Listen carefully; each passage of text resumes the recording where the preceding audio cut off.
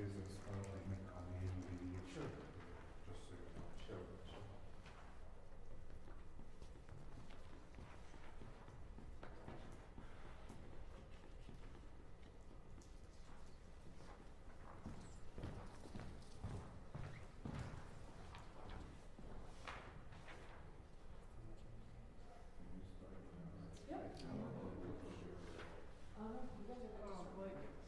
People will keep coming. It's been like in my 30s. Yes. So I'm just on my results. What is it? Marginal student against height is not a 49, and then degree stuff. Oh wow, that's it. He's very good. So are you playing just this one for the set, or are you doing more of them? I'm doing Leisure Men too. This is my piece. So do you have the music before they I think we should get started. Yes. So that we maximize our time. Good afternoon, everybody. It is my great pleasure to welcome Dr. Adam Zukiewicz to MNU. He's here this week, as we all know, to perform Rachmaninoff's Rhapsody on the theme of Paganini with FSO tomorrow night at 7:30 in Arbury. We look forward to that. And he has graciously agreed to offer a masterclass. Salome, Colin, Bella, and Eli performing today. We made the schedule in a way that would allow for some time for a little conversation at the end, but it's really up to you how you want to utilize the 2 hours. Dr. Zukiewicz teaches at the University of Northern Colorado in Greeley, and he's originally from Poland and has degrees from Indiana University and the University of Toronto, and has an impressive bio of concerts and recordings all over the world. He's a very fine pianist and teacher, and he's also the founder and artistic director of Music in the Rockies. Beethoven in the Rockies concert series in Colorado. Welcome, and we are delighted to have you. Thank you very much.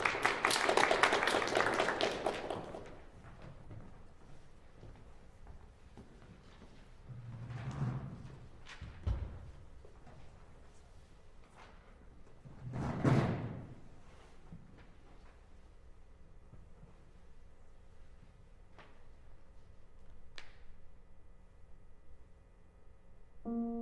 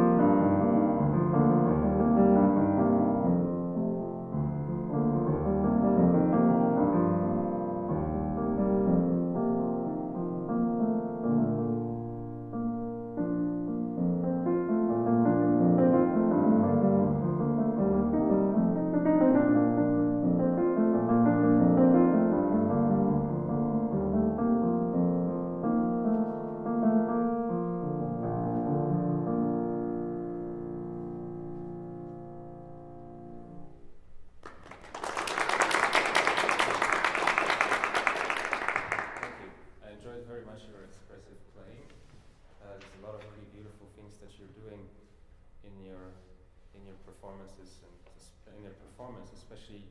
I enjoyed. I think it was the third couplet. There's a really beautiful line in the bass that you brought out that was very effective. For me, you know, this is a piece that was originally written for a harpsichord, right? And so there's always this first question that comes to my mind. How do we play something that was written for a different instrument on the piano? The famous case for Bach, for instance. So what's your answer? I mean, some of it I already get from the playing, but the arpeggio at the end of the piece kind of set me off, because I was like, okay, she's clearly going for the we're doing the best we can with the piano sound, but then that arpeggio, that doesn't really belong to the typical piano texture, because it's used to ornament and to emphasize the ending and to sustain a sound, especially the longer sonorities. So then I was wondering, well, what do you think? How do we play music that's not written for piano on a piano? I mean, I like this, I think, more on the harpsichord than the piano. My plan is to play the harpsichord, if I can get that. Do you play harpsichord? A little bit, not very much. Have you been taking lessons? No, I plan on it like next year, but not this time. Oh, okay. Oh, you're gonna have a lot of fun with that. But it's a completely different way of. Yeah, the touch is so different. Yes, it's all about the release in those, right? And I think I was inspired by the harpsichord performances, but you can't get the same kind of like very light like pluck texture on the piano. So I tried that in the beginning a little bit, and it didn't come across, or I'm not doing it right. So I had to go for more legato kind of touch. You would like to explore the plucking. Yeah, because like one of my favorite interpretations is the pairing of harpsichord and lute. And so the lute has like the soprano part, and then it kind of doubles. And especially in this part, this is the first couplet. It has this really cool, like very light kind of pluck sound, and I can't get that again. Have you tried? Yes. Show me how you tried, if you don't mind. Oh, that's pretty good. I mean, trying was playing it, so I didn't work. Have you considered the actual articulation? How would you articulate? How would you approach the key to get that?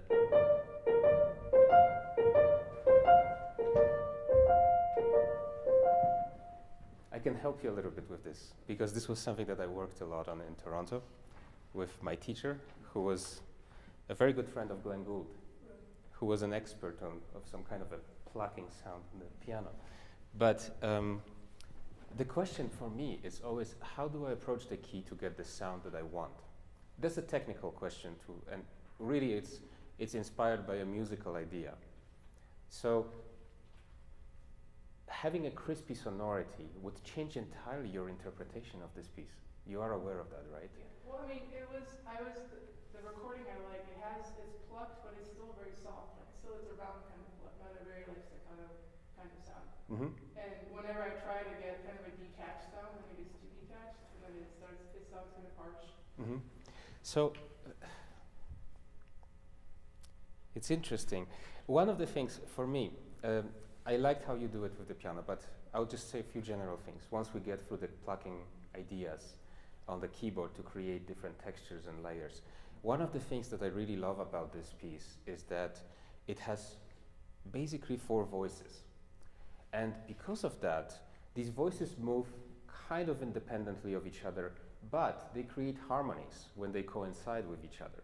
So they create, for us, it's like an opportunity to interpret. For instance, the first time you have a refrain, you can focus on a specific voice or a specific shape that will have more emphasis on harmony. On another return, you might focus more on the interplay between the voices, so them chasing each other, because they are chasing each other. Look at the left hand, for instance, when you have this.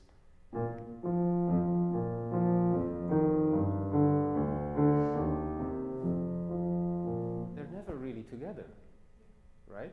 So you could really explore your interpretation option in terms of having this kind of a dialogue or this playful interplay between the voices.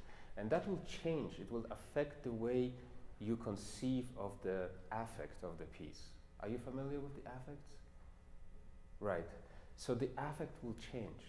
And that might be not necessarily the most proper, traditional way of playing a piece like this, but it could be definitely more fun, I think, because you have more things to say, even within the confines of the same piece that you already know so well.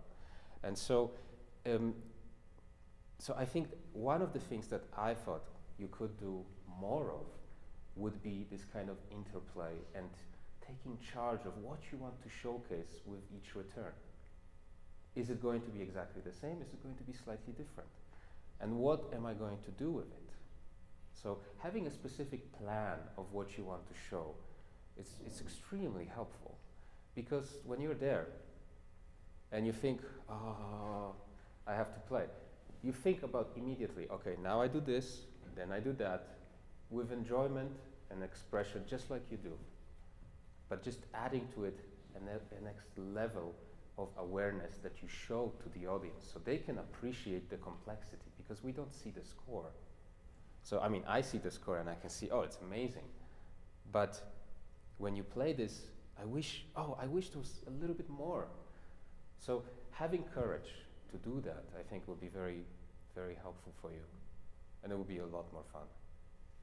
So, before we get there, the other question that I had, it relates to articulation, is pedal. What's your take on the pedal in a piece like this? I mean, I think it could use a little bit of pedal. I think. Mm-hmm. Do you like playing it with pedal? I think I like playing it without pedal more. Without pedal more? Yeah. Okay. Like sometimes I want afterwards, after I play like a cadence, sometimes I want to add just a little bit of pedal to have it bleed a little bit. Mm-hmm. But yeah, I don't really like it with that much pedal. Good. I mean, personally, it's a matter of taste, I think. I was always taught, and for a good reason, that in the music of old masters, such as this one, pedal is probably as essential as anything, because if Couperin had a modern piano, he'd probably put pedal there. Maybe not, I don't know, maybe he was a purist of an instrument. I'm not sure, but unfortunately we can't call and ask him. But we can consider using the pedal in such a way that people can't really tell we're using. So maintaining clarity at all costs is the paramount priority. And then, when we have an opportunity, like when you have those cadences, see? And when you finish it, before you start, it's nice to have a little open sound with the pedal, and then you continue.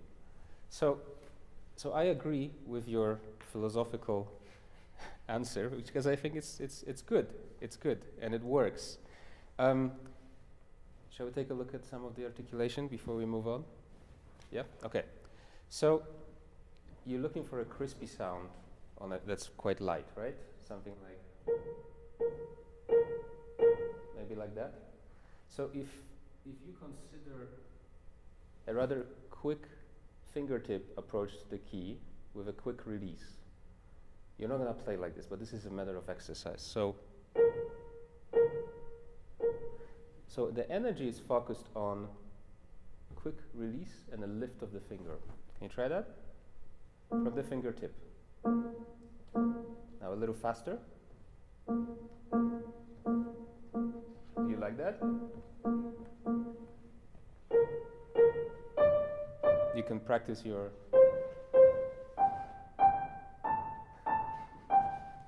with every finger. If you like that, it's very useful, this kind of articulation, because it's a tool. So, can I show you what I do on your hand? Is it okay? So, it's from the finger, from the tip. It's a quick pinch. Have you ever seen acupuncture? It's a little bit like acupuncture, but acupuncture is rather, at least in my experience, is rather slow. But it is it's about putting the pressure just in the right place at the right moment. And so, with the fingertip, you have, the fingertip focuses the energy that we create when we approach the key. If we use a flat finger, it's more dispersed. So we have a different tone. You can hear the difference, right? And so that's just physics. So based on that, if you use the combination of a speed and a quick release of the finger, you might get this kind of quality of tone. So that's one way of looking at it. And if you practiced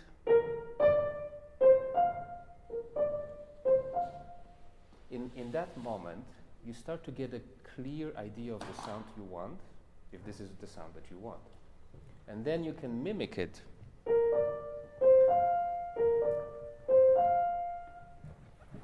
How did I do that? What I did when I released, I didn't lift the finger. I left it there, especially this. So the sound maintains continuity while it still has the same attack and the same articulation. Does that make sense? Now the other trick, just between us, top secret. How Glenn Gould practiced. He would, let's say, just using this because everybody knows. So what he would do, he would prepare his fingers and then go for the sound.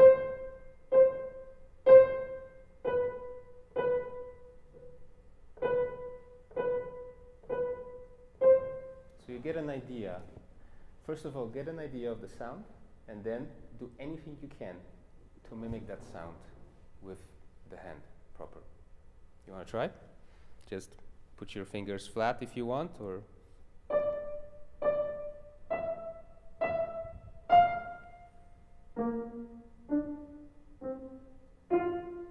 if you want to try that, it's very playful. You like that? Different, because you involve the arm. And don't follow through with the arm on this one, just the finger. The moment you use the arm, there's weight involved, a lot more weight. So the lightness of the tone is gone. All I do is this.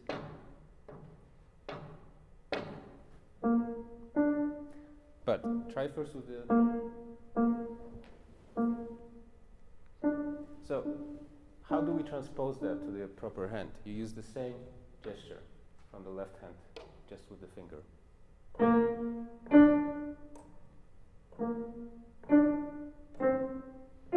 So I literally use this motion into the finger, move it into the finger.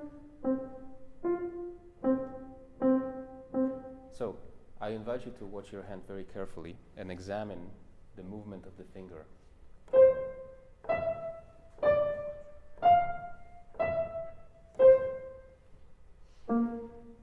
Yeah.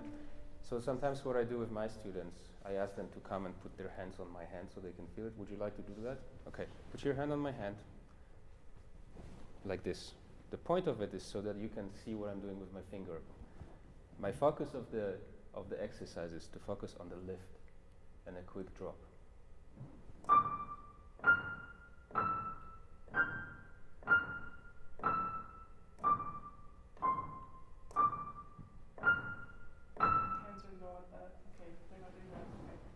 But you see what I mean? Yeah. It's like, it's the gesture that's kind of, you think, counterintuitive in a way. But that's what makes the difference, is the work that's being done before you play the note, by lifting the finger and preparing it. Now, it's going to look different when you play in faster tempo, but the impulse will remain the same, even when you play like this. The impulse is smaller, but it's still there. And therefore, the articulation is there. So it's more thinking of pressing on the key as a way to lift fingers instead of pressing. You lift and then press quickly. It's like, what is an animal that does things like this when they bite? Like a snake, maybe? It lifts its head and then quickly presses, right? But the effort is when it goes up. So you go up and then quickly release with great speed but lightness. So no weight of the arm, just the speed. You want to try?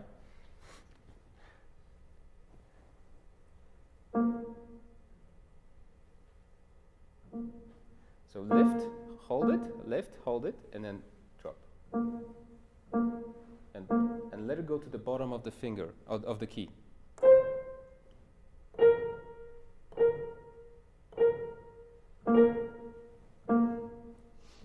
Look what you're doing. Now, if you increase the speed, it's going to change the sound again.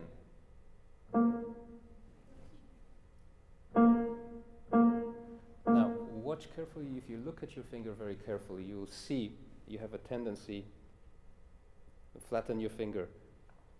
If you go like this, it's faster.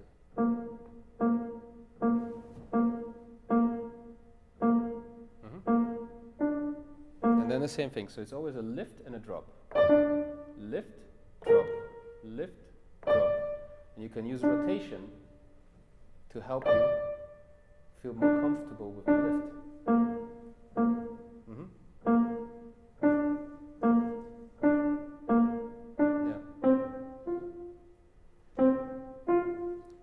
So this will give you tools to experiment with how you want to create layers in your performance.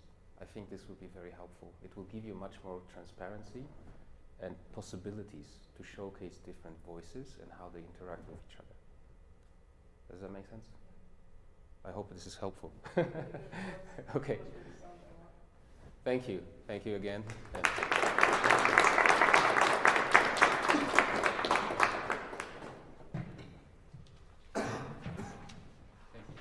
Beethoven. Always a pleasure.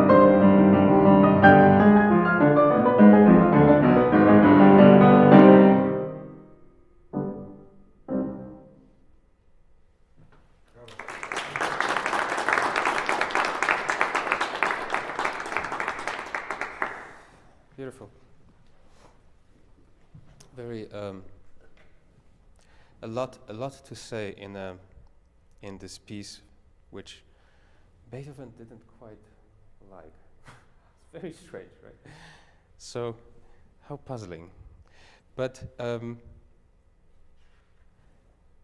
I think what comes to mind just really freshly for me is you're holding back way too much for me here.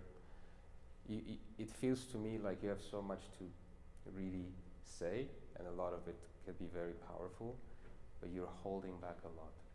That's how I feel, in terms of your sound, but also in terms of your expression. Sometimes I feel like, and I don't know, because I don't know you, and I don't know if it's because you're not so sure about some parts of the piece, or is it because it's fresh? I don't know. Is it? Do you feel this that I'm feeling, or is it just me who's feeling this? Yeah. So, what do you think is the reason? What's the obstacle here? I mean, it's definitely not all of it, but the piano in the practice room that I was in is a lot brighter, louder, and yeah. And so going to this one, which is a lot softer. Mm-hmm. Can I show you a trick for that? When you have a bright piano, the best thing to do in a practice room, I learned it as a kid with my professor in Poland. Practice like this. Put the music stand on top of that. Take it from out, put it here, practice like this. Okay? It will adjust your acoustics. Your feeling. Okay? It will help a lot with this. It's for projection, it's a great exercise. Because you're using the same way of playing as you would use here, where you need to project the way you want to project. And it really helps open up, even when you practice. Because I feel you're so cautious. I mean, I appreciate the respect for the score, but, you know, it's a deeply personal music. So, for me, variations are really interesting, because on one side we have the theme that they constantly refer to. So there's this natural connection to a certain expression, and yet it's not really the principal vehicle for it, because the principal vehicle is the creativity of the composer. So to me, there needs to be a fine balance between the respect for the theme and finding the right affect, the right feeling for each variation. So that sometimes it might come as a slightly different tempo. And that's where it gets really tricky with Beethoven, because you will have people who will tell you, you should, like some of my teachers used to say, you should always choose the tempo. And I think it's a great advice, universally speaking. Choose a tempo that allows you to have all these expressive moments that you need to have without altering the principal pulse. I think it's a great advice. And finding that tempo is one of the biggest challenge in classical music, period. So, I can give you some hints for Mozart. That works really well. But for this particular piece, it would be helpful to have a range. For a quarter note, to give yourself a range and go for the fastest variation to the slowest variation, play it, experiment with the phrasing that is true to you, and you feel that this is giving justice to the music. Find that range of the tempo and work with it, so you find a source of unity throughout the entire piece, if that makes sense. Because here, you might not see it, he does not write anything. It's just variation after variation. Occasionally, there are some markings, like the variation one has leggermente, and occasionally we have espressivo, or con espressione, like variation number 9, or maggiore, semplice.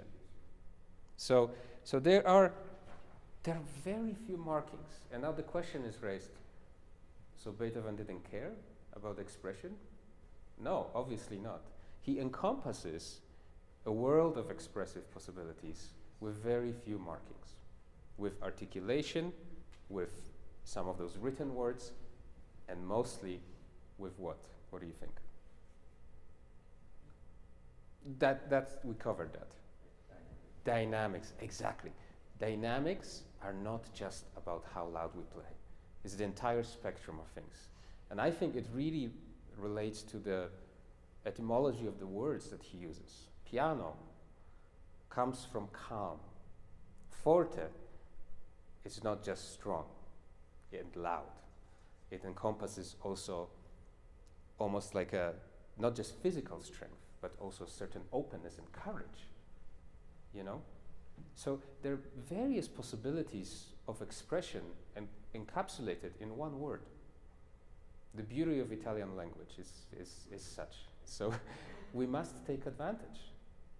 See what I mean? Yeah. So for me, the beyond the consideration of the tempo, one of the biggest advice I would give you is consider each variation, or variations if they come in the couples, like the first two, and really give them a distinct meaning, a distinct affect. So for instance, what is the opening? The very theme. What it is to you? Powerful. Yeah, it is. How is it expressed in a musical term?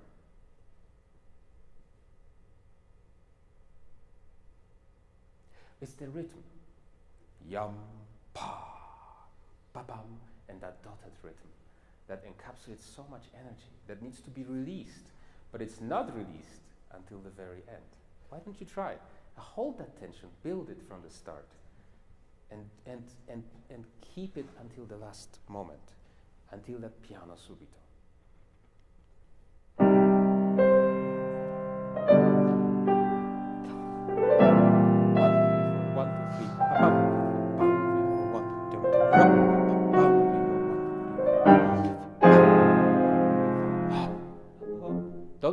Don't slow down. That's the power of it.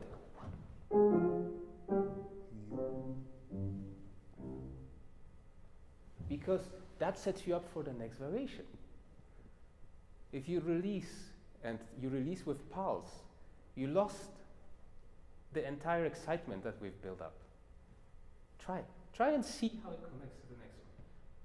Just from there. No, from the beginning. And one more thing. What you might find helpful is expressive, what I like to call expressive counting. So subdivide the larger beats into these expressive subunits that help you continue the energy. It's almost like imagine the violinist keeping the bow going, yum, ta-ta, which we can't do here because piano doesn't allow us for it. But it allows you to carry the intensity from your gut. Mm-hmm. 1, 2, 3, 4.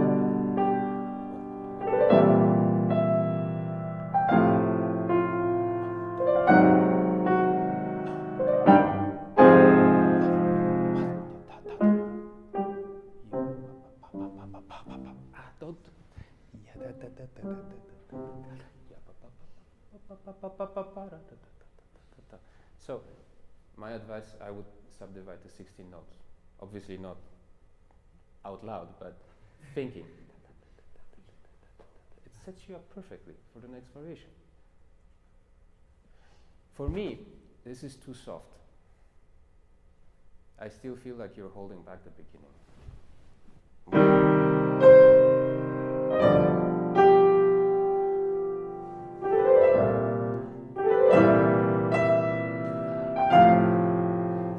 Listen to the harmonies.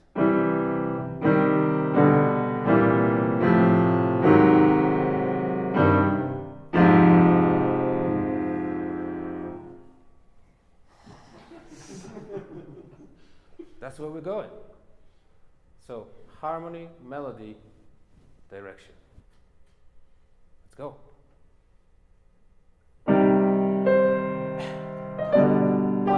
1, 2, 3, 4. Bam, ba, bam. Don't be afraid. More. Don't rush into it because you're spoiling the surprise.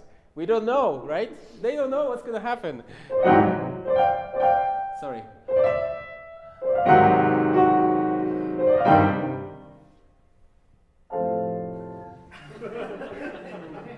They don't know.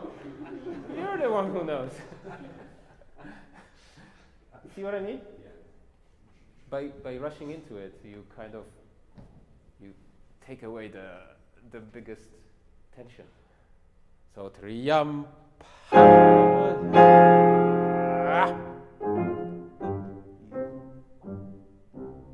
little evil. Yeah. Grumpy.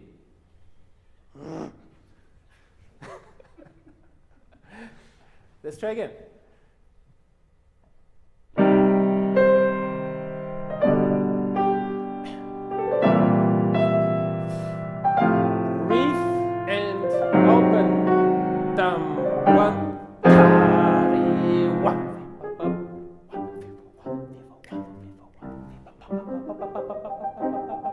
Listen to the harmony. Left hand.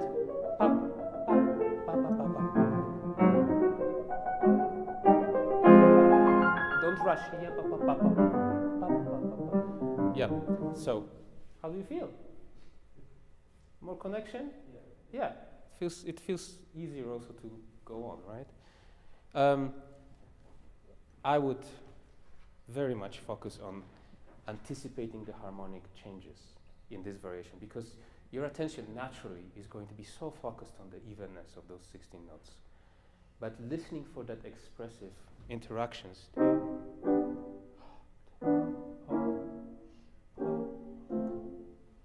really give it some, 20% of your attention to be expressive, 25, I don't know. Play around and decide what works. So that we have, this is our relationship with the theme. But it's completely different now. This is like a proof of, thematic transformation, you could call it. For me, it's like, this is where Liszt comes from. This is exactly that, So anyway, I'm sorry, we have to move on, but I invite you to really play around with this idea of expressive pulse and the harmony and opening up and truly being a little bit more of yourself. Don't hold back. Okay? Good luck. Bravo.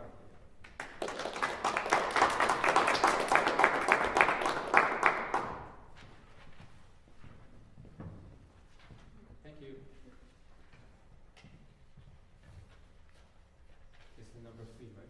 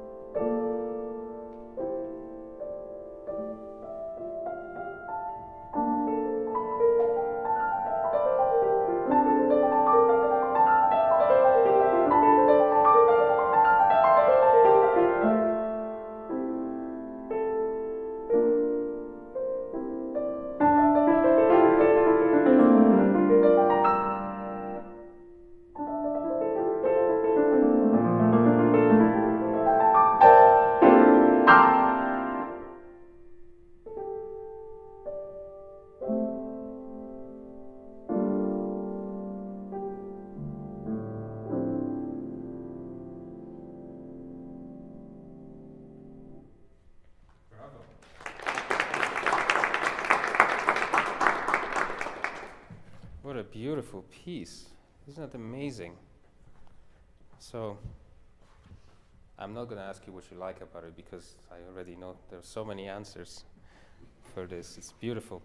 I think with a piece like this, which is, you know, it's somewhat classical, somewhat kind of, I don't want to say minimalistic, but a little bit like new age, atmospheric type of music. It has that vibe of a movie stuff going on in there. But it's essentially pretty much a classical modern composition, right? That's very, very beautiful and accessible, which is great because nobody knows it, but everybody will like it after you play it. So that's wonderful. Those are the best. So great choice. Tell me, what do you think is the biggest challenge of playing something like this? Or maybe there are smaller challenges that you faced. I feel like the metric changes. And also for this performance right now, I feel like I was not as loud as I want to because it's on classical. Yes, I was going to mention that as well. Okay. And for me, I mean, so I don't know this piece. I'll tell you how it sounds like to me. To me, it sounds like they're fragments. Some of it is improvised, written on the piano. Some of it is actually thought out and like carefully put together in a structure that has a pretty clear outline, right? We have this basically big A that returns with the opening call at the very end. So this is like a bracket of the piece, and then everything else happens in the middle. This capriccio for the bird, for me, there's elements of jazz, but what makes it capricious, and I think that's something that you can be helpful with, is the timing of those. When you start, not always the same place.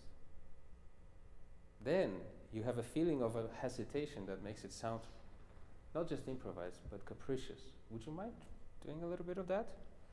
Wherever is comfortable. Mm-hmm. Okay?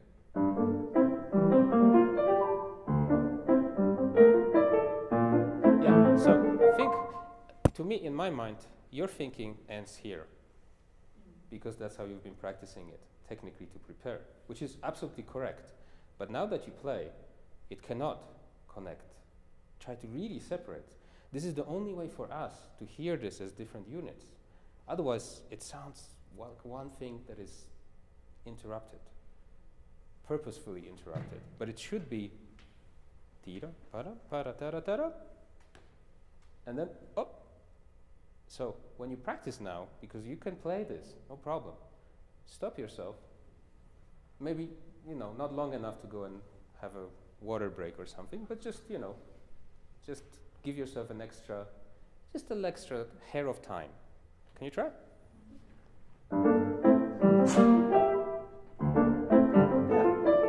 Yeah. Yes. How does that feel? It's so much more clear this way, that this is an actual fragment. And that's the unity of it. So what I would try to encourage you, do a little bit more dynamic shaping. It will encourage us to feel anticipation, which doesn't come, right? The resolution doesn't come until you choose to come. So try that.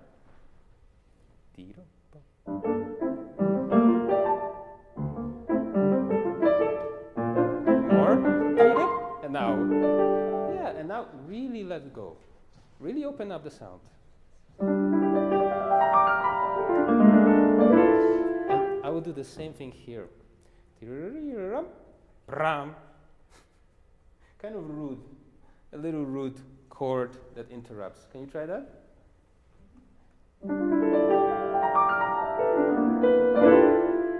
Mm-hmm. So I'm not sure about how much pedal I would change here. Maybe just keep it until there if you want. Do you want to try that?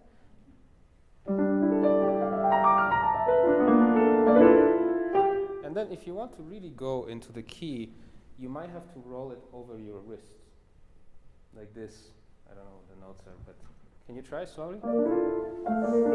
So keep your hands more focused. Support it. Can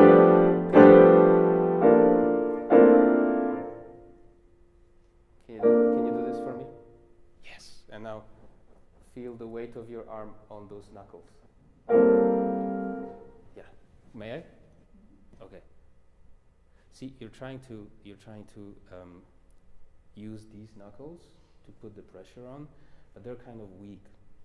It's just our bodies are. If you use these ones, you can withhold your entire weight on it. You can do push-ups on those and not get hurt. Really, I attest. So you can try, when you practice, you can try just any triad to find the comfortable spot in the position.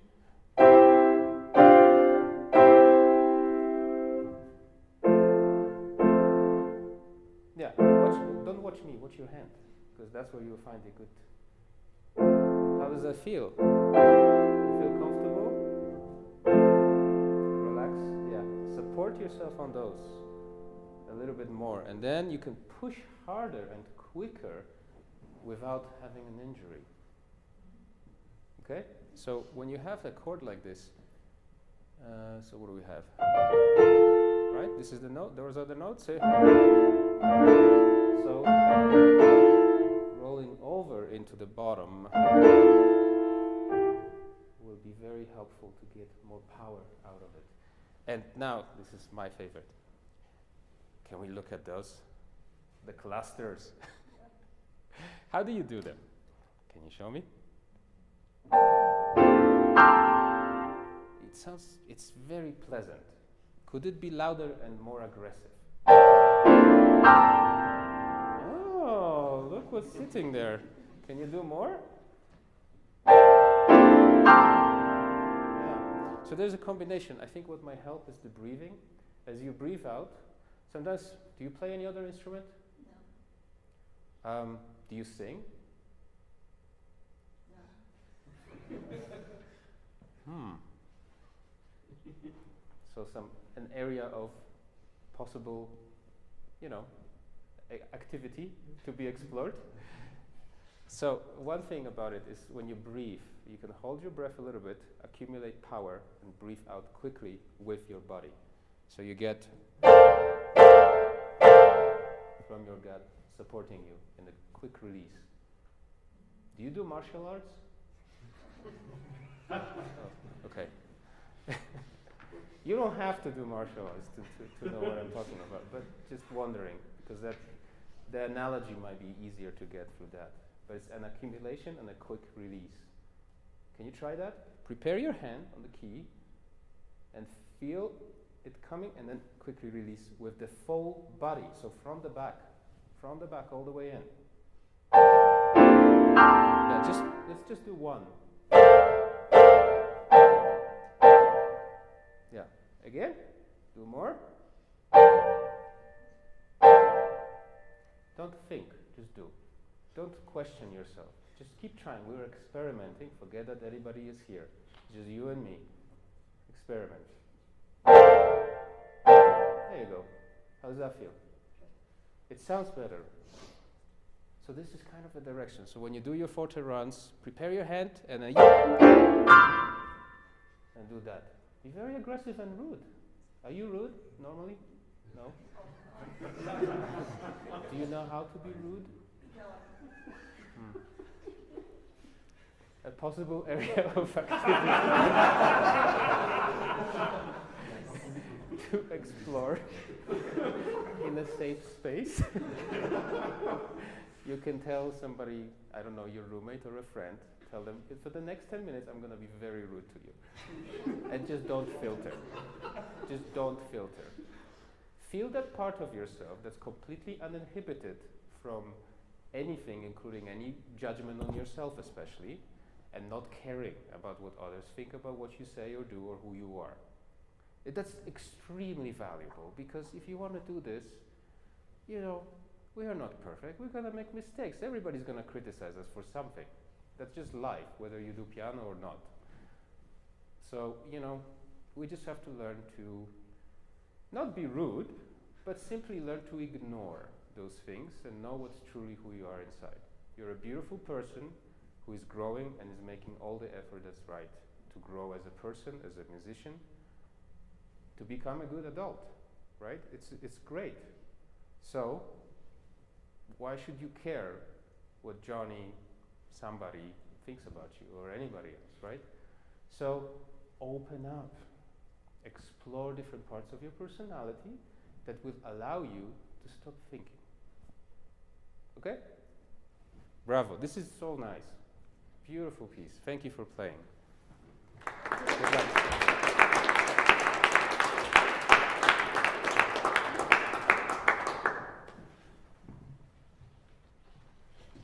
Thank you. Ah.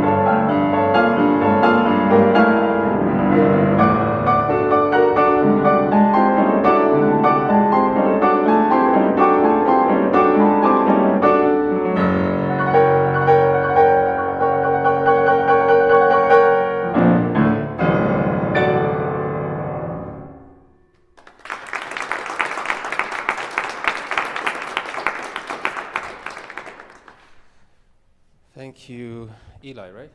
Yeah. Yeah, okay. How long have you been working on this? Few months. Few months? Okay. Are you doing any other of the? Yeah, I'm doing most of Oh, great. Which one do you like the most? Yeah, all-time favorite, isn't it? Great. So you come out from this one, and then you land in Spain for the Alborada.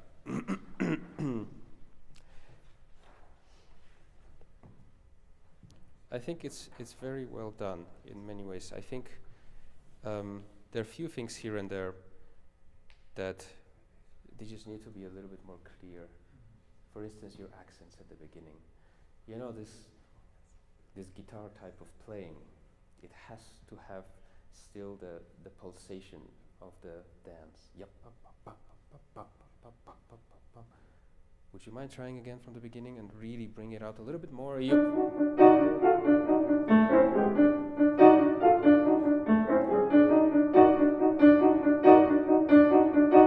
With a little bit more purpose and aggression.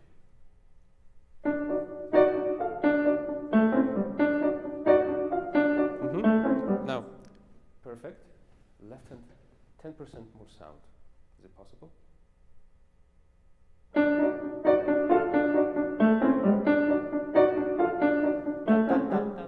Yeah. Sometimes you forget, and then we lose that. It needs a little bit more sound to maintain the consistency. So I think that sets you up a little bit more to have that rhythmic energy and the steady pulsation that is so important in this piece to maintain throughout, right? As you know. Can we go again from the beginning, and then I might stop you here and there to just to explore some things, okay?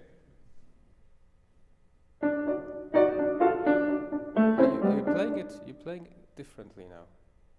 What's changed? Now you're a little softer and cautious. Can you be a little more aggressive, courageous? Please.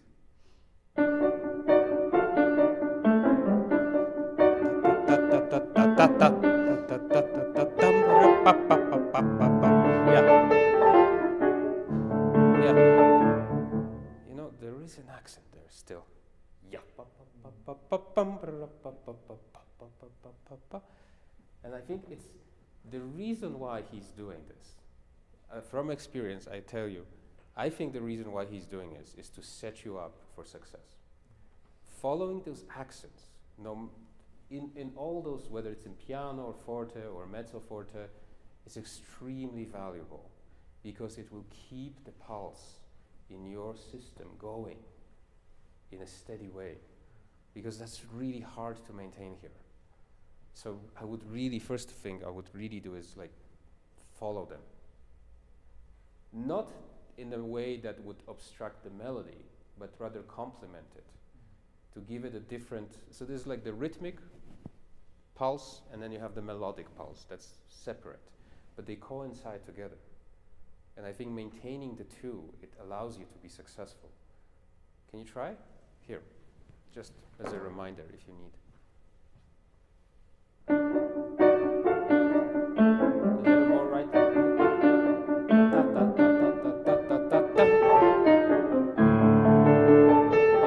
Yeah, and a real crescendo.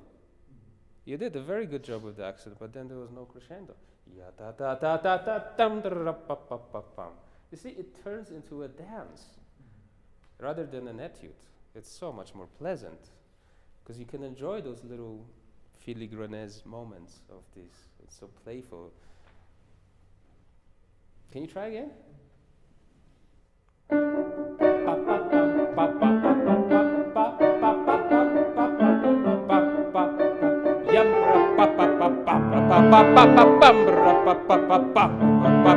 Yep. And then subito, and then you go on, okay? Good, from there.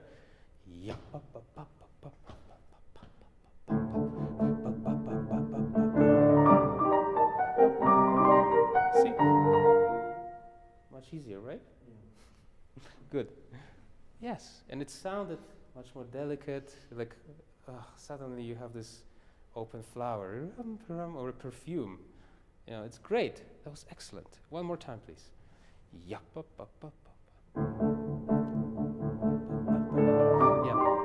If I may, I'm sorry, I'm very picky, but could we maintain this guitar sound?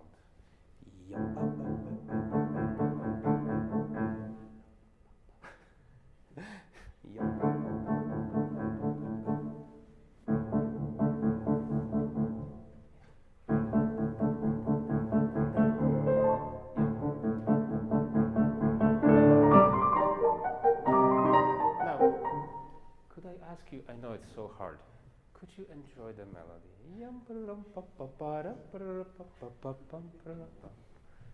Sing it. Right? The money is in this inflection. Let's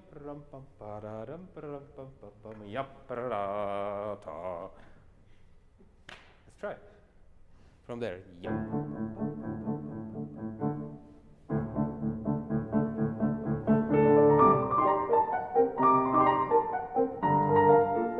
This one needs a little more aggression. I don't want to say aggression, but a little bit more present.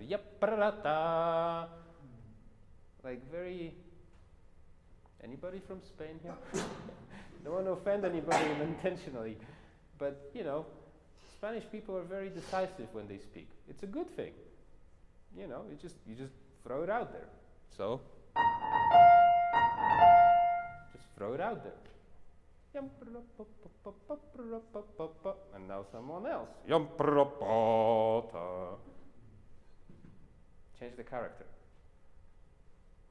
Let's try. And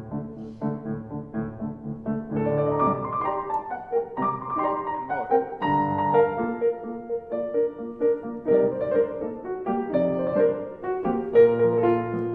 So can I ask? Yeah, this is fine. How do you practice it? How do you practice that? Is that all you do? Do you do anything else?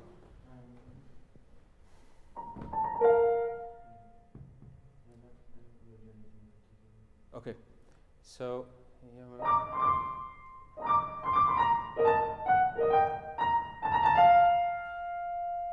how do you play this? 5, 3, 4.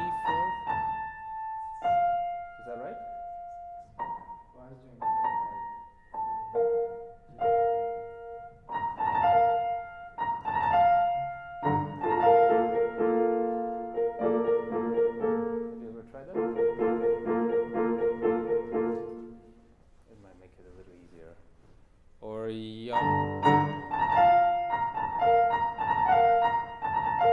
Maybe 3, 4, is that what you do, or 5? I do 4, 5? So that's a little harder, but if you try 5, 3, 5, 3, 2. It's much clearer. Yeah, and articulate from the fingertip with the arm, yes. Yeah, a little lighter on the thumb. Yeah. So there's play around with the finger. In the fourth finger, especially with a quick succession, is very tricky because it's a very weak finger. So it's repeating it with a power is very hard. So you might want to substitute to 3, 5. It will allow a little bit more crispiness in your tone. Mm-hmm. Or why not? You know, technically it's not cheating because you're playing all the notes. So okay, so but that's much better for me. This kind of melodic thinking here, which is very hard to do because you have all these jumps. And I totally look. I've done it. I understand how tricky it is. But at the end of the day, melody needs to be 10 or 15% louder than everything else, because that's what we really want to hear. So everything you do has to reflect that. The balance changes have to reflect that, you know. So now this, I don't mind trying and going on through this, if you don't mind, somewhere maybe here again.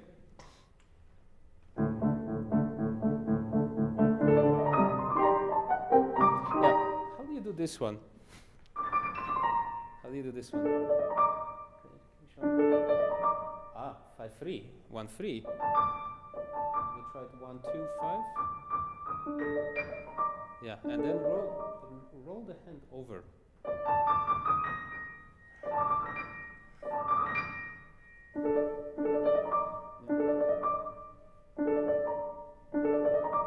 So roll this way, and then this one has to go this way, because you have the second finger up.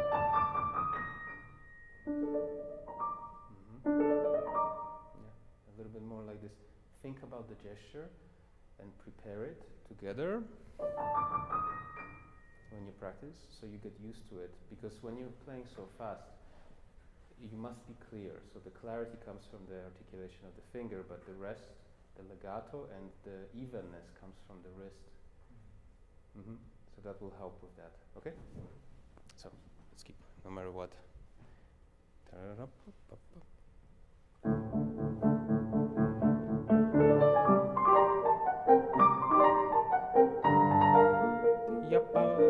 a little more. Yeah, this one, for me, it has to be much more, because you have such a long way to go from here to there. So you really need to open a little bit more. You have it written, but you didn't do it. Yam parara, yam parara, and here's just piano. So we have to plan this, because Ravel is very particular about structure of sound. Try. Yeah, here's good.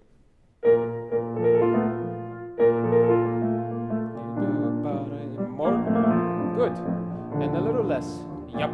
Bap, bap, bap, bap. Da, da, da. Listen for the left hand. Da, da, da, da, da, da, da, da, da, da, da, da, da, da, and less. Yeah.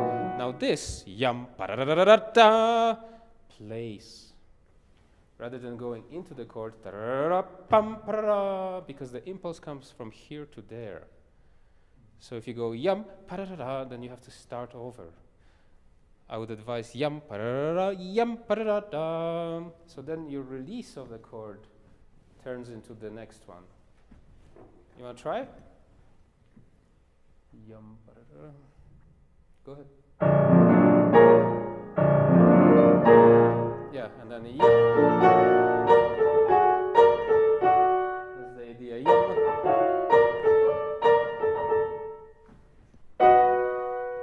Yup, papa, yup, papa.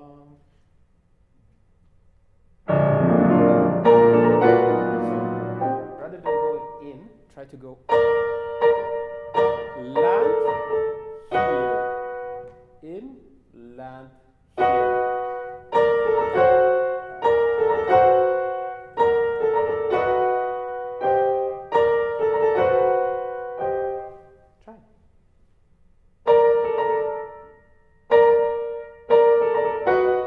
Make it easier if you play the chord. So yup, up, in and out and in. Yeah, yup, up, yum.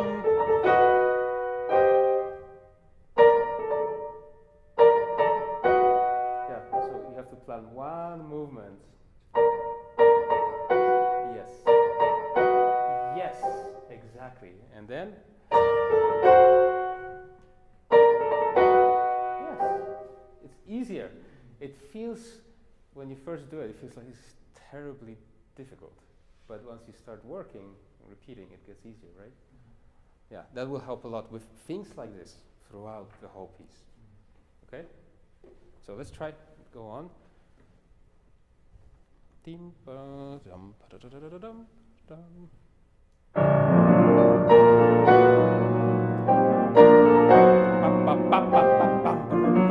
Yeah, could you do more with the left hand too?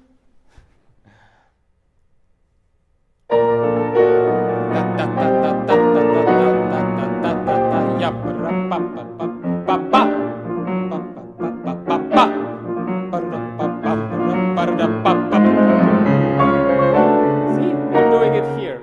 You're doing it here now. It's natural. It's only natural. Try. Here, a little lighter. So be quicker. a little more snappy. Da da da da da da dum. So rather than going inside the key, try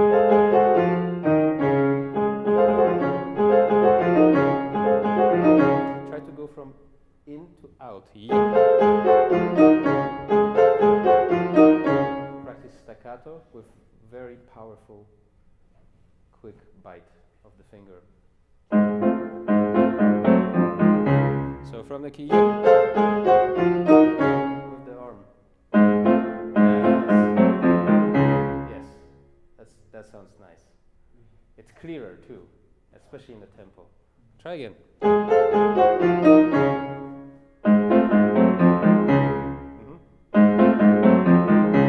Yes, so you can work on that slightly different approach to the keys. It will make it more clear and lighter. And then from there, this is the same. The big thing really for me here, try to maintain the left hand. You're very focused on the right hand. Totally understand it. Try to make it expressive. Can you play this, just the left hand?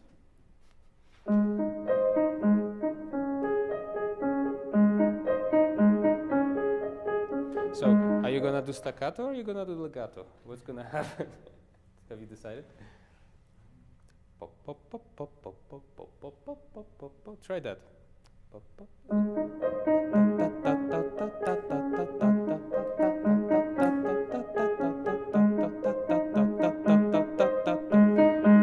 Yeah. So nice touch, consistency will make so much. This right hand is gonna have so much more breathing room because you're expressive in your left hand. It really helps with this. So for me, the biggest problem that I faced when you played was, what do we do here? Because I felt like there were some moments that were very beautiful, and yet it was somewhat undecided. Like, what do you think this is? Like suddenly we have this, and then just play from here to here. Yep. Guitar.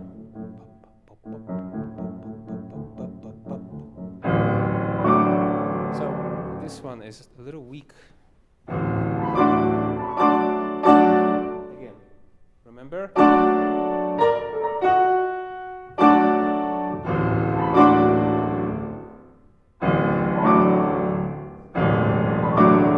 Yeah, release quickly inside and out.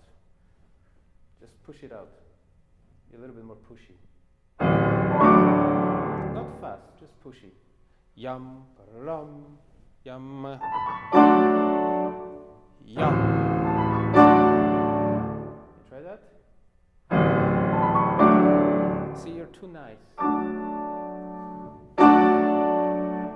Quick and decisive. Have you ever seen a rock star on a TV or so? When they finish a song and sometimes it just go, right? This is exactly that moment. So be a rock star.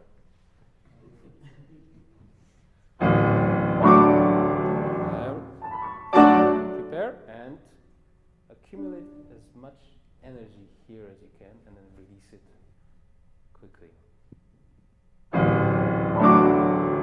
It's really, it's like you do, it's exactly how you do this. That needs to be repeated there with both hands. Try it.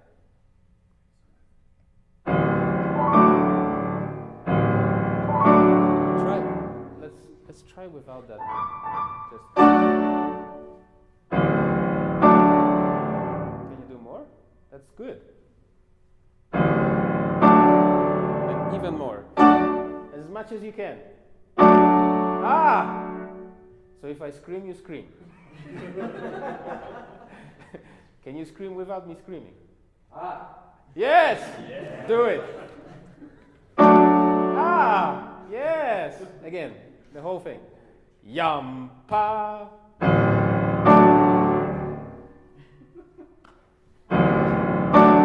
Okay, now we're in business. Good, good. All you do is just roll the other notes. They don't have to be loud, they just need to be there. light, and then focuses on the chord. Better, but don't forget the left hand. It also screams.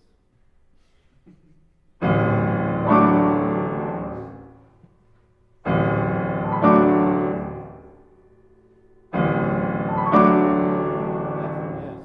I think part of it is because you change the energy from here, you relaxed. There's an energy release that's going on, rather than accumulation. So continue the intensity of that attack and release it at the last note. It's the same at the end.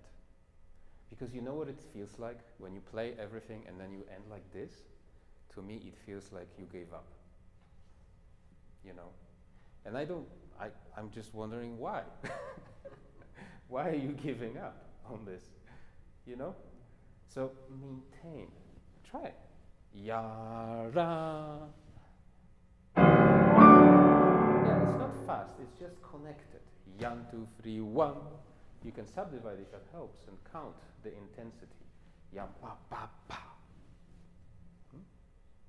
1, 2, 3, 1. Yeah, it's like seeing an opera and you have that death scene, you know, they die for 5 minutes. Somebody gets stabbed and it's 5 minutes, and then you think, oh, it's gonna be the end. And it's like, oh, oh, again and again, right?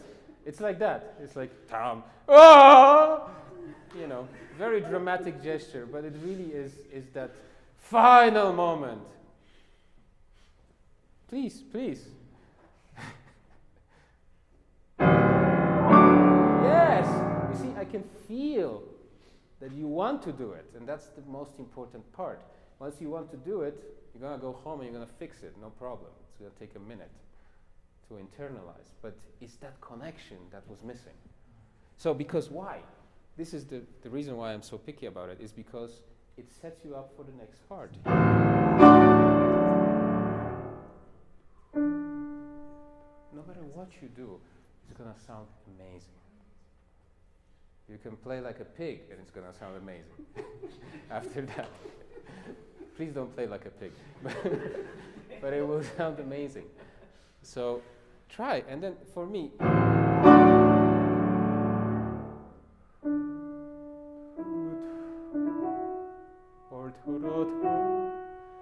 like, what do you want to tell me?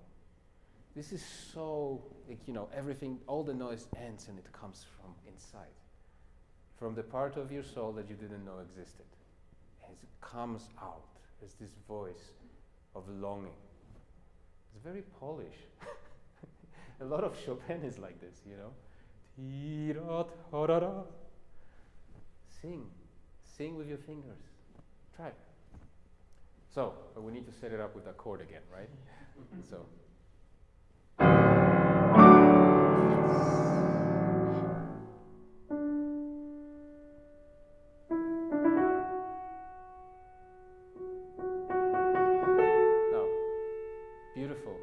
Close your eyes. Close your eyes and forget that anybody's here. Just free. Okay? No pulse, no rhythm, no notes, just music. Can you do that again? So finish the chord, prepare the finger, close your eyes, and hear the sound before it happens.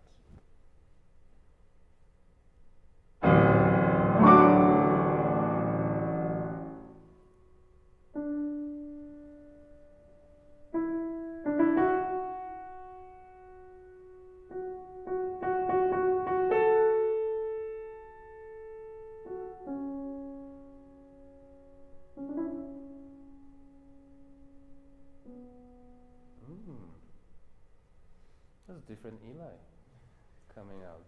Very good. Yeah. I would love to see more of that. You know, so it truly comes out without thinking. Okay?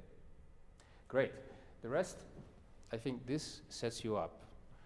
All of those need to be, these are just gentle reminders of something in the past, a memory. Yum. Bum, bum, bum, bum. Very pedantic. And then again. Can we try from here?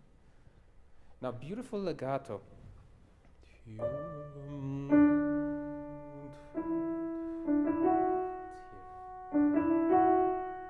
So less of this, more of painting with your arm. Imagine you paint. Mm-hmm.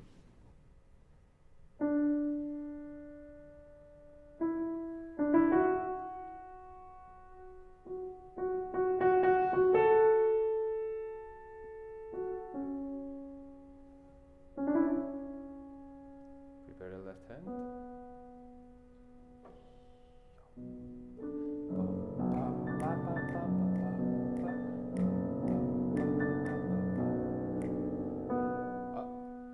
Different. More, please. Yum. Ta ta ta. Not so shy. Can we try? So it's like a split personality. You're a pedantic one, and then you're this super expressive, just can't contain, like a force of nature. Every note is just extremely expressive.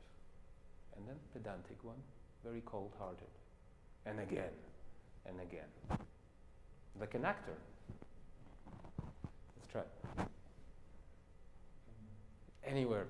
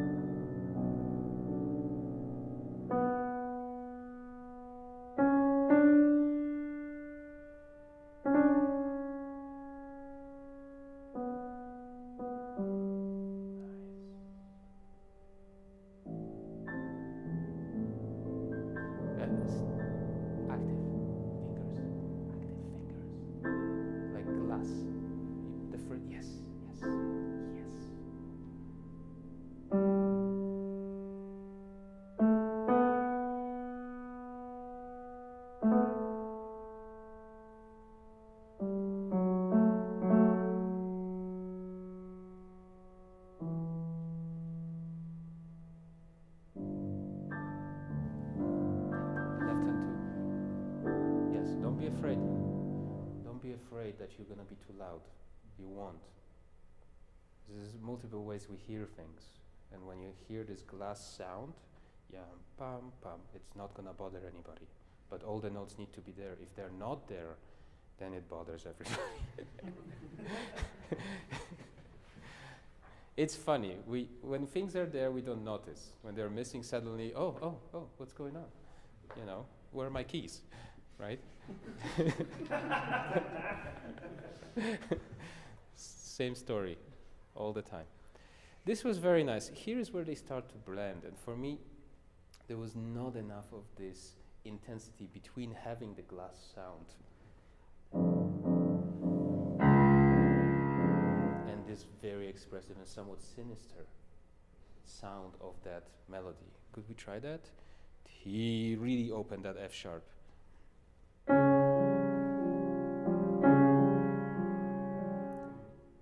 I was going from there, but that's okay. Let's go from there. Can you make it a little deeper? Go deeper into the key on those melody notes? Yes. Yes. T, T, T. Go on, go on, go on. Yes. Nice. Don't rush. Da, da, da, da, da, da, da. Ya, pa, pa, pa, pa, pa, ya, pa, pa. Right? Da da dum, da da da da dum. Pa pa pa pa. Deeper. Ra ra. Yeah. This needs to be about 10% louder. Deeper and louder tone on those melody notes. Go ahead.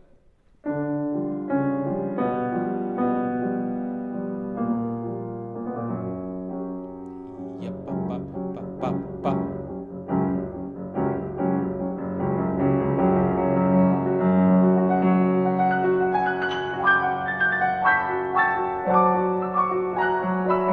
So, what do you think is the tempo of this.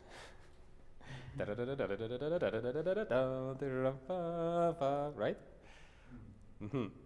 So, you're not doing yourself a favor when you rush, right? That's your tempo. But you're so fast here that it feels like you suddenly slowed down. Be careful with this, because it's very tricky, especially here, because it must be fortissimo. So, speaking of which, can we go again from here to achieve this? We have a little bit of time. Don't rush. Yeah,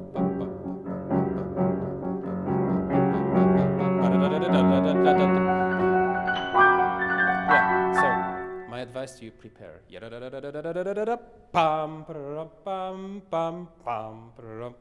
Okay? Don't run into the chord, but rather prepare it for the energy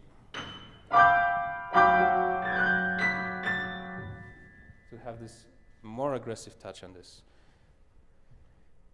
I know it says espressivo, but it's you're barely playing forte based on what we've heard here.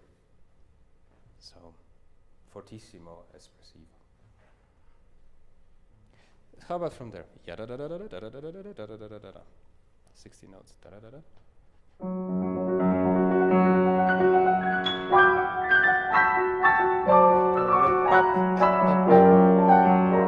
You know you're missing one of those, right? You're making your life way too difficult. Because this is a little longer. You miss one here and here. Just be careful. From here. 1, 2, 3, 1, 2, 3, 1, 2, 3, 1, 2, 3. 1, 2, 3, 1, 2, 3. See? I'm missing one of them. 1, 2, 3, 1, 2, 3, 1, 2, 3, 1, 2, 3, 1, 2, 3, 1, 2, 3, 1. It's in the left hand. Yeah. 1, 2. Yeah. Look carefully. Look carefully. Do it slowly.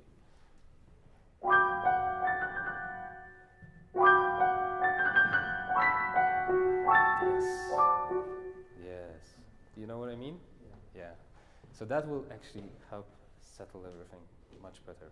Because this entire section really is about quick changes of character, all this for the end. Quick changes of character while maintaining a very steady pulse. So I hope this was helpful. And thank you for playing, and congratulations. Beautiful. All the best.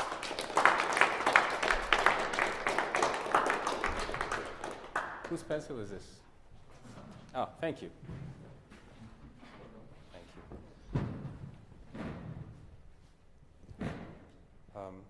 So what's next?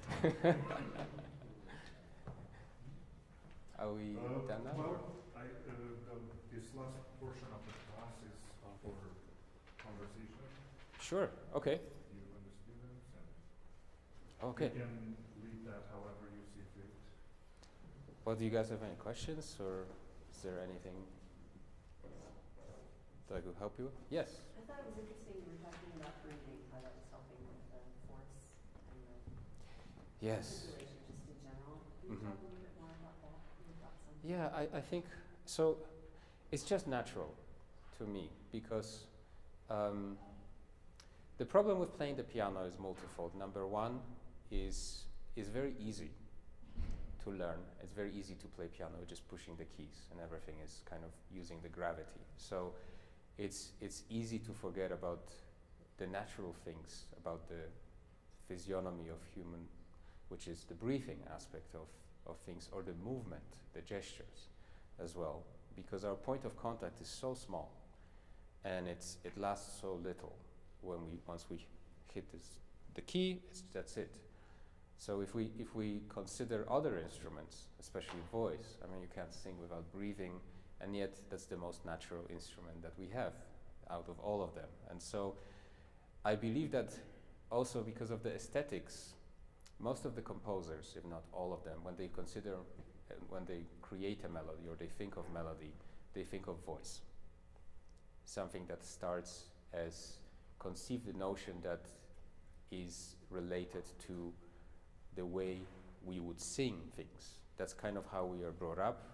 You know, everybody first memories might be of a pop song or some other song or a lead or anything that is sung by someone. Christmas songs, for instance. I mean, one of my first memories are Christmas songs on TV.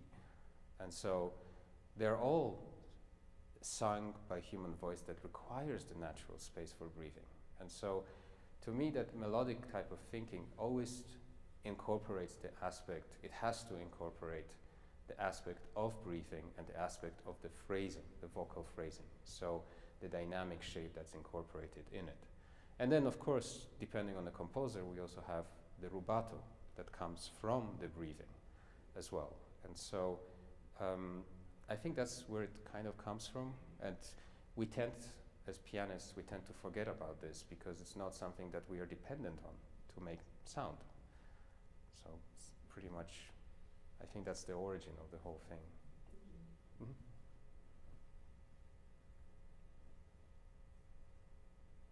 Okay. So I will ask you, how did you choose your repertoire? How do you choose your repertoire in general? Because you have some really interesting choices, and is this something that comes from you, from your research, or is it something that comes from Dr. Negrutiu? The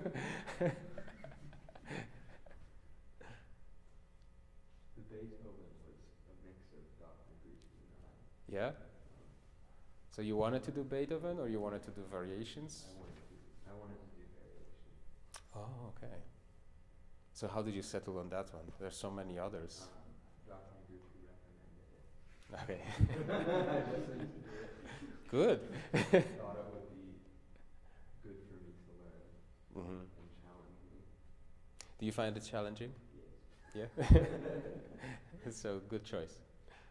How about you? How did you come across the couperin? Oh, I heard it a recording when I was in high school. I wanted to play it for a while. It's like one of my favorite pieces. Was that on the harpsichord? Yeah, that was harpsichord. And the lute? Yeah. The first recording, Yeah. the memory. Yeah, so strong, isn't it?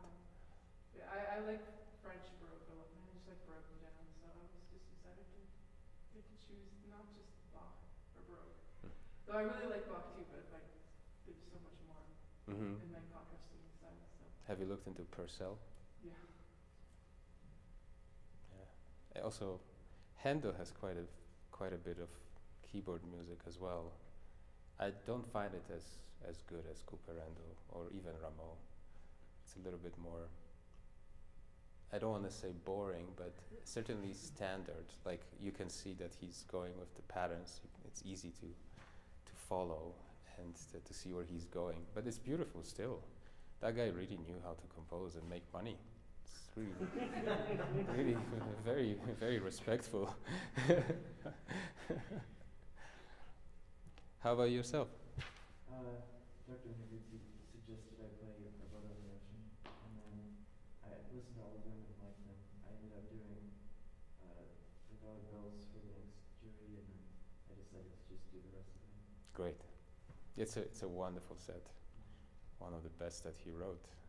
Although everything he wrote is amazing, but I think this particular one is really special. Yeah. And yourself? There's a lot of rare sheet music channels on YouTube. I just found it through there. Wait, what was that, sorry? Rare sheet music? Yeah, like channels on YouTube that show the sheet music and like Okay. have the recordings. And I just started to listen to a lot more of Yoshimoto. I really like Japanese culture. And then the piano lit, I did my research project on him. And like I love everything about him. His orchestral stuff, his piano solo stuff, he has so much music. Amazing. Yeah. Do you speak Japanese? Are you going to learn? Well, you said you love Japanese culture, so I'm curious. I try to learn the language, but it ebbs and flows. Have you been to Japan yet? No. Yeah. It's a beautiful country. Very different. Very different too. Okay. Great. No, it's a wonderful piece, and I'm sure the set is as good as the rest, as your piece that you just played today. So it's great to hear. Also, I've never heard this played for anything, auditions or competitions or anything like that. So it's very nice to hear. It's like if you hear in America, it's usually like saxophone players play a lot of his music. Okay. Yeah. Okay. But he has a lot of piano stuff. probably like over 100 like smaller pieces. I would consider this a good investment, meaning that it will keep paying back royalties for until the end of your life, because you can always play this like as an encore, you can always play it for recitals, everybody will love it and nobody will know it, which is great. So it will keep on giving. Yes. Great. Well, so nice to meet you. Thank you so much for playing. Is there anything else you would like me to say or or talk? I mean, so I can tell you a little bit about my school if you would like to know. University of Northern Colorado. It's in Greeley, not that far from Denver. It's about an hour north of it. We do have undergraduate, graduate programs. We also have a performer certification. And so graduate programs, we have master's and doctorate that are very popular. And we offer assistantships for graduate students. Some of them are half and full, and then now we also have like the quarter ones combinations, and they're pretty good because if you get like a full one, you have a full 3 years or 2 years, depending on your degree.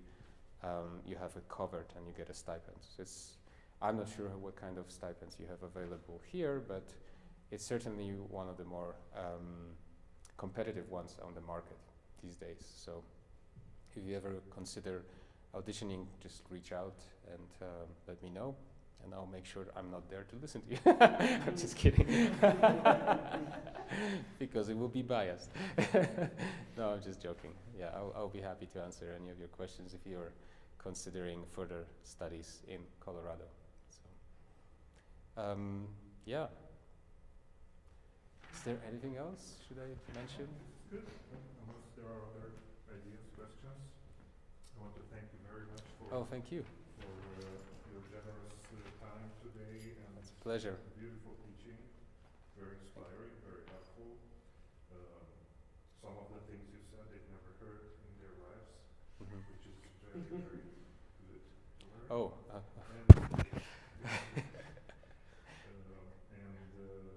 thank you very much, and we look forward to your concert tomorrow night. Thank you.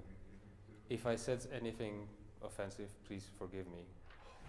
So sometimes I say things and I mean well, but it might not come out the right way because English is not my first language, and I still sometimes get caught up in different expressions that might not be as obvious to you as they are in my head. So that was a joke from, of course. Oh, okay. Yeah, they are much worse from mine. But the main thing is the two of you, it seems like you need to start a martial arts tournament. I'm in for that. I would suggest Tai Chi. It's very slow. If you ask any Chinese person, they'll tell you it's for old people, but it's not true. It's taking off in Poland a big time. Also, there's like Tai Chi activities throughout the whole country. And it's great because it teaches you the motion. So I'm not a Buddhist or anything like that, but I really appreciate the way of thinking about the energy flow through the body. And I think that's the essence of it that I find so transferable to playing piano, because it's about the energy that doesn't stop. So our motion as a kinetic energy travels from the center of our core, which is what they will call the chi, as the energy starts from the center, and then it travels throughout the rest of your body.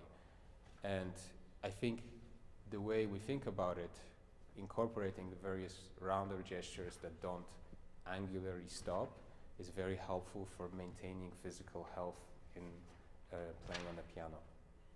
And also helps a lot with the coordination of breathing and motion as well. That's another big benefit of that. Thank you. Thank you. Thank you. I think we should all take a picture together. Oh, right. Sure. Of course.